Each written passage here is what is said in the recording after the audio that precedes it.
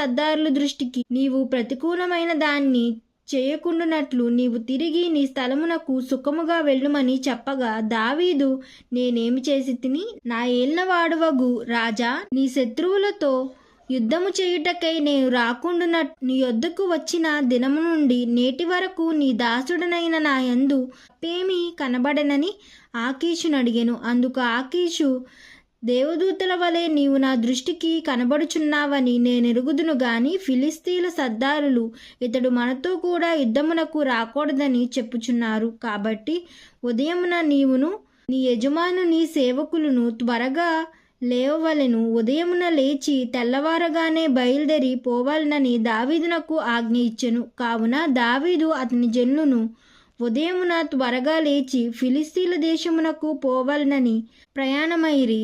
ఫిలిస్తీన్లు దండెత్తి యెజ్రెయేలునకు పోయిరి. ఆమేన్.